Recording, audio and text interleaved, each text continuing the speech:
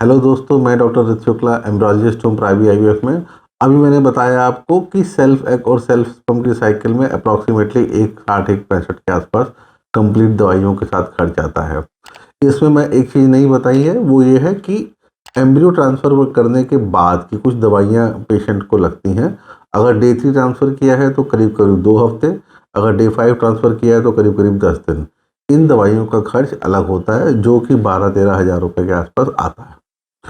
Okay, अभी हम बात करेंगे डोनर साइकिल के केस में, और डोनर साइकिल के केस में भी डोनर एक्स एक्स के साइकिल के केस में। अभी मैंने लास्ट वीडियो में बताया आपको कि 2022 में कुछ अमेंडमेंट्स आए हैं एआरटी एक्ट में गवर्नमेंट की तरफ से, जो डोनर के साइकिल्स में हम लोग को ध्यान रखना है। क्या अमेंडमेंट है कि जैसे कोई महिला जिसका एएमएच काफ़ी ख़राब हो या किसी भी कारण से उसके अंडे ठीक नहीं बनते हैं, तो ऐसे केसेस में हमको डोनर एग की ज़रूरत पड़ती है। ये डोनर एग जनरली हम लोग रजिस्टर्ड एजेंसी से लेते हैं। ये क्रायो प्रिजर्व्ड भी हो सकते हैं, या हम लोग डोनर को स्टिमुलेट भी करते हैं उनसे लेकर के। गवर्नमेंट ने कहा है कि जो भी एग डोनेट करना चाहता है उसको उसके बदले में कुछ नहीं मिलेगा। तो अब लेकिन साथ ही साथ उन्होंने ये भी कहा है, जिसके भी हम डोनर के एग लेंगे उसका हमको एक पर्टिकुलर अमाउंट का इंश्योरेंस कराना बहुत ज़रूरी है, ताकि इन केस अगर डोनर के एग निकालने के, डोनर को स्टिमुलेट करने के, डोनर को कोई भी दवाई हम लोग आईवीएफ के लिए लगा रहे हैं, उससे अगर कोई साइड इफ़ेक्ट के रिएक्शन होता है, तो कम से कम उसके लिए एक इंश्योरेंस का पैकेज हमारे पास रहे।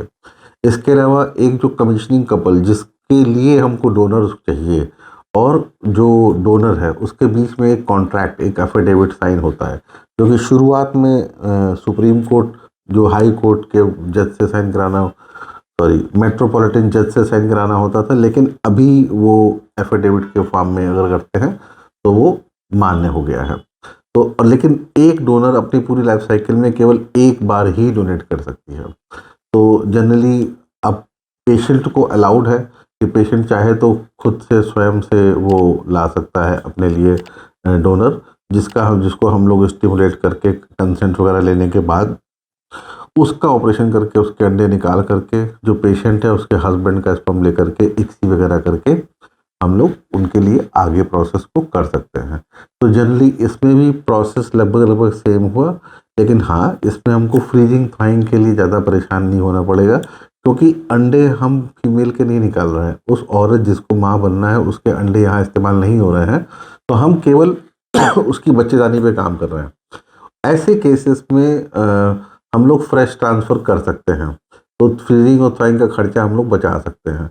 और डोनर के ऊपर जो उसके इन्वेस्टिगेशन वगैरह होने हैं, तो उसमें अप्रॉक्सीमेटली 40-50 हज़ार रुपये का इंजेक्शन जैसे नॉर्मल पेशेंट में लगते हैं, वैसे ही लगते हैं।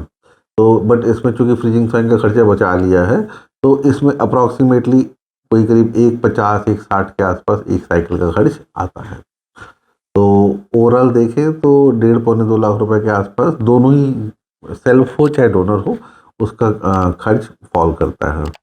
और इसके अलावा जो पोस्ट एम्ब्रियो ट्रांसफ़र की दवाइयाँ हैं, वो इसमें शामिल नहीं होती हैं जनरली, और वो 14 दिन की दवाइयों का खर्च अप्रॉक्सीमेटली 13-14 हज़ार रुपये रहता है। तो मुझे लगता है कि लागत के बारे में आपको थोड़ा बहुत आइडिया हुआ होगा। ऑफ़ कोर्स जैसे-जैसे समय बढ़ रहा है, अब हर क्षेत्र में महँगाई बढ़ रही है, तो आईवीएफ के क्षेत्र में भी ये धीरे-धीरे, आईवीएफ पहले भी महँगा था और दिन पर दिन अब और महँगा ही होगा। बिकॉज़ जितने भी इंस्ट्रूमेंट्स और जितने भी हम लोग के इक्विपमेंट्स, मीडिया, इन सब में भी कुछ टैक्सेस का या अवेलेबिलिटी के ऊपर उनके कॉस्ट में फ़र्क पड़ता है। जो मशीनें इस्तेमाल करते हैं उनका मेंटेनेंस कॉस्ट, ये सारा कुछ कॉस्टली है। तो मेरी सलाह यही रहेगी दोस्तों, अगर अगर आपको ये पता लगता है कि आपको आईवीएफ की मदद से ही बच्चा होना है, तो आज से ही प्लान करना शुरू कर दें, और जितना जल्दी हो सके इस प्रोसीजर को करा करके आप संतान प्राप्ति की तरफ आगे बढ़ें। All the very best. इससे रिलेटेड अगर कोई क्वेश्चन आपको पूछना है मुझसे, तो 8417084446 पर मुझसे आप फ़ोन करके बात कर सकते हैं। Thank you so much.